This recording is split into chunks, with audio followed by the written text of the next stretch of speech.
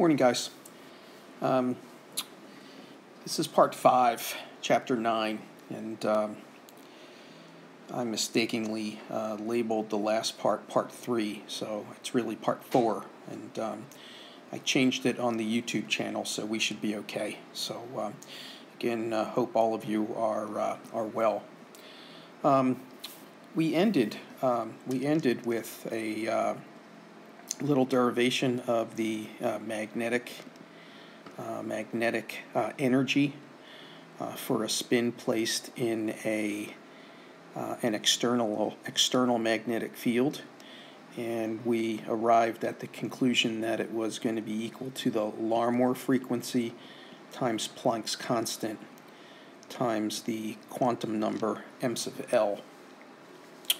So I want to give you guys a little calculation first on how these energies scale. So let's do that.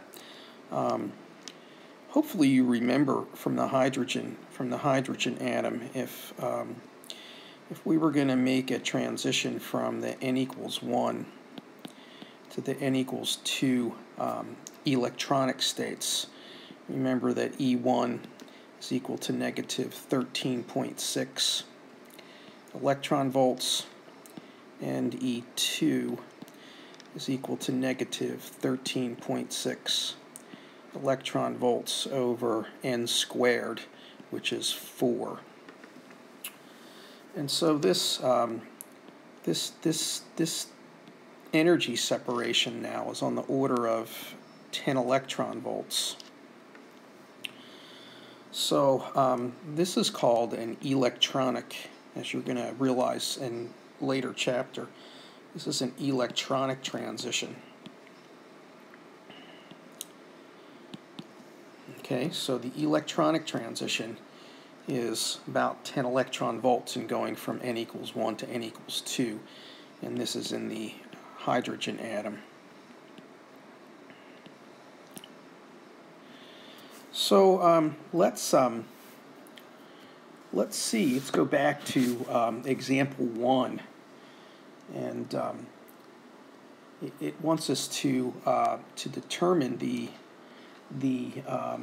magnetic energy. The magnetic energy of an electron in the n equals 2 state, again for a hydrogen atom.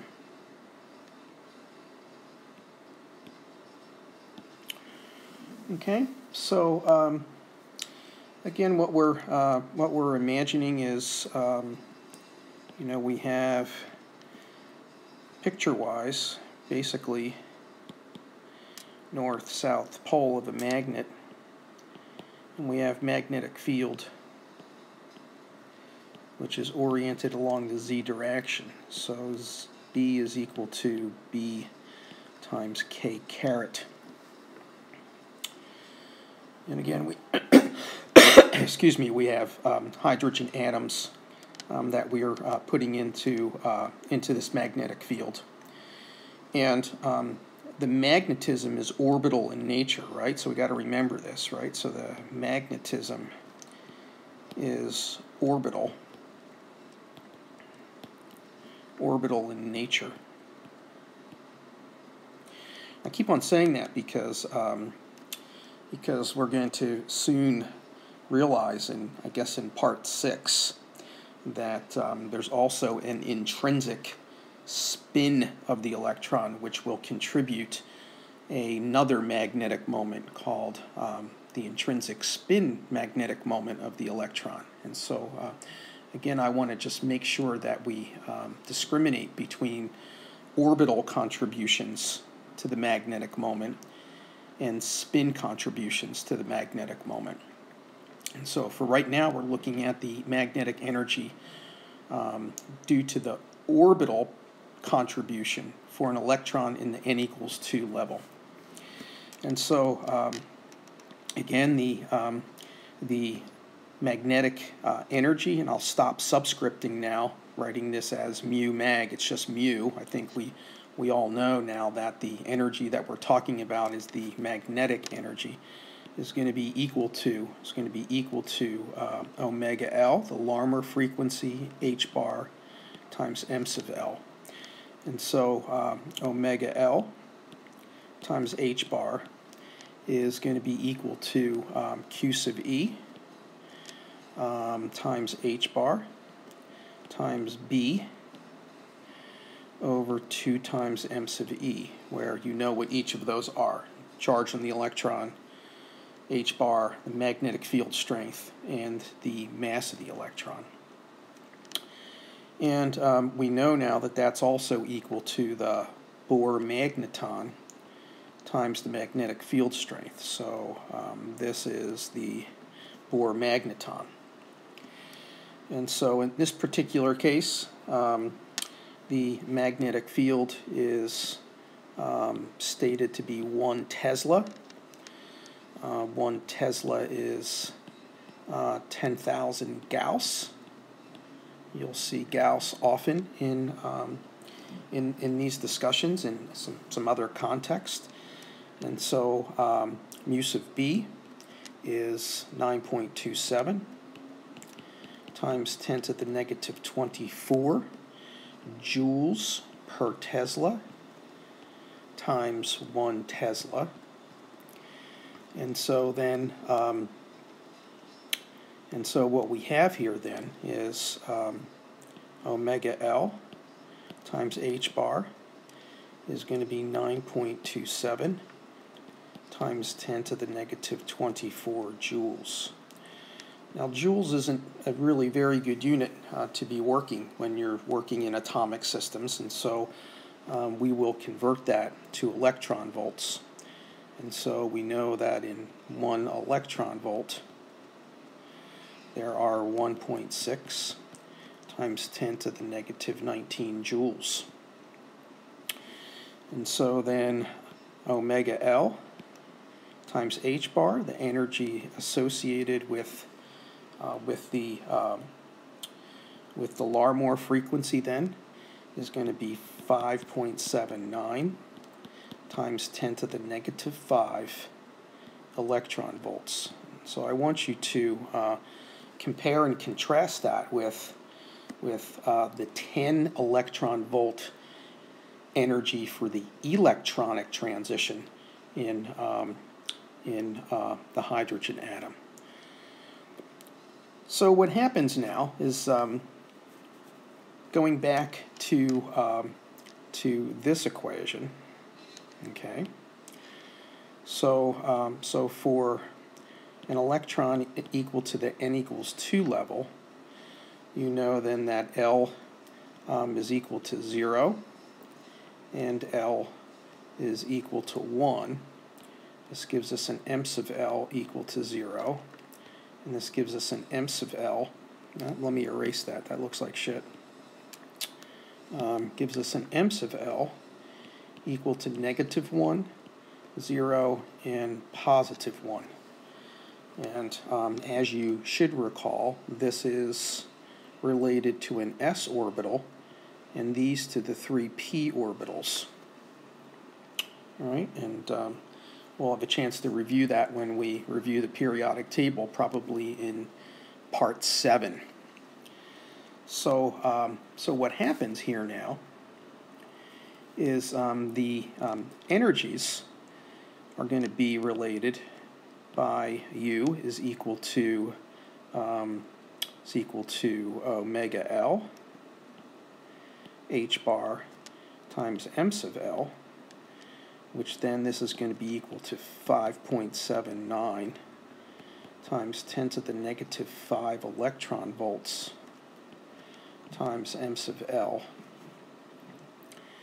And so then the energies then are going to be, for the plus 1, will be 5.79 times 10 to the negative 5 electron volts. For 0, it's going to be 0 electron volts. And for U, -1, -5.79 times 10 to the -5 electron volts. So those are, again, those are the energies corresponding to the electron now in an n equals 2 level in the presence of a magnetic field. Okay? We know in the absence of a magnetic field, we know that for the n equals 2 level, right, for the n equals 2 level, the S, the 2s, and the 2px, 2py, and 2pz orbitals, right, these are all degenerate. Okay, we say that they're triply degenerate. Okay, but now when you place that in a magnetic field, then what happens is that those levels split. Okay, and we're going to talk a little bit more about that in a moment. All right. So let's begin to get into that. Let's begin to get into that area. Okay. So let's look again for a hydrogen atom. Right. For this is n equals 1. This is n equals 2. Right. So this would be just for L equals 1. This is L equals 0. Okay. We're going to look at the transition, right, in the absence of a magnetic field. And we already looked at that, right? So this is on the order of 10 electron volts. So what happens now is that in the presence of a magnetic field,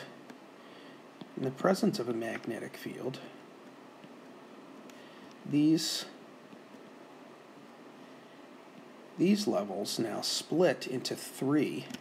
Okay, this would be then m sub L is equal to -1, m sub L is equal to 0, m sub L is equal to +1, and the energy separation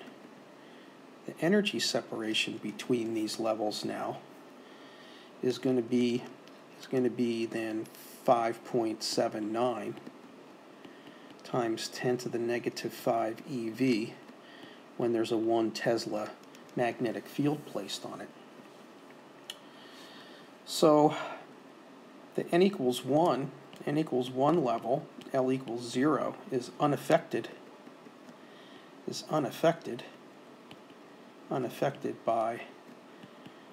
by the magnetic field.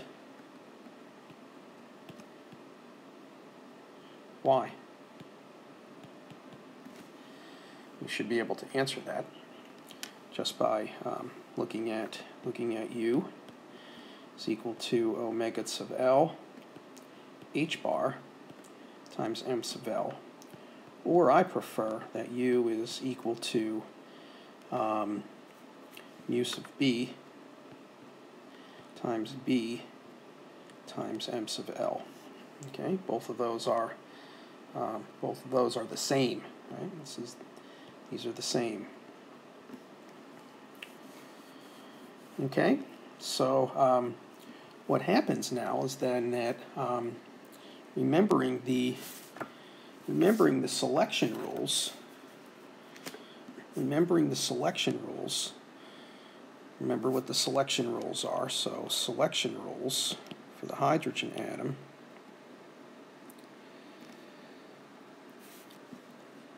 are that delta L is going to be equal to plus or minus 1, and delta M sub L is equal to then 0, 1, or -1. So then the allowed transitions here then are going to look like this. Here's 1, here's 2, and here's 3. Right, so these are the allowed transitions. All right. So I'm going to redraw this picture, right, because we want to label it up. I'm going to label it up a little bit more. And so, so again, here is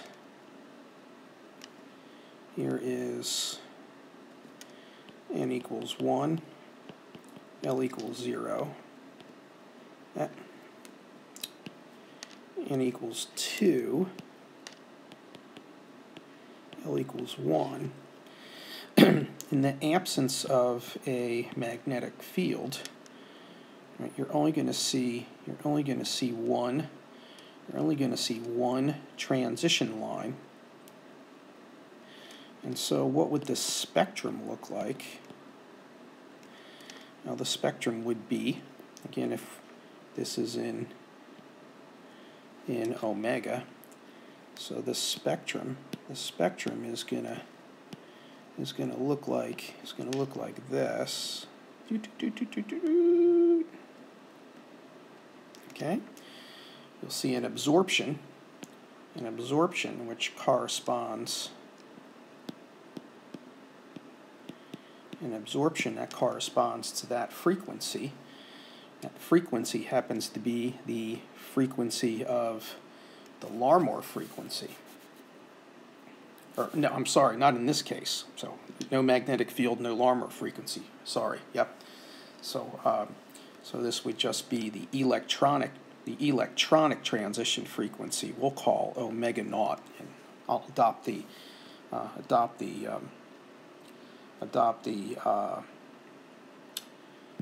notation in your textbook. Okay, so so now what happens now in the magnetic field? Again, this line splits into 3. This is m sub L equal to -1. M sub L equal to 0, M sub L equal to +1. So we still have down here our n equals 0, L equals 0 state.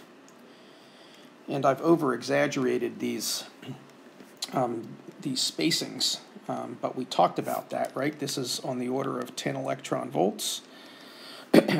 And so these transitions now. So let's go back to red. So here are the allowed transitions: 1, 2, 3. And so now, what would our spectrum look like? Our spectrum would look like this. So we'd have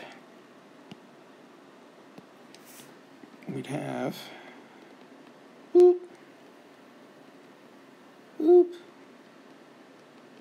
boop. So we'd have 3 absorption lines, right? So these would be three absorption lines. The center one would be omega 0.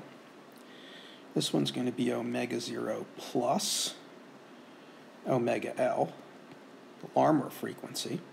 This one's going to be omega 0 minus omega L. Again, this is going to be graduated in omega. Okay, so you can see in the absorption spectrum of hydrogen atom that this one absorption line would be split into 3, and this is known as the normal Zeeman effect. And it was first seen by Zeeman in 1896. Now, please put that in perspective, right? Because right, the electron still hadn't been discovered, right? So the electron was discovered around 1897. Okay, and Bohr is around 1915, and Schrödinger is around 1925. So this spectroscopic effect was seen 30 years prior to understanding things like orbitals and even electrons and protons. So so that's pretty amazing. That's pretty amazing when you think about it. Okay. All right. So that's going to conclude part 5, and I will upload that, and I will work on part 6 a little bit later this morning. Okay, guys. Please have a productive day.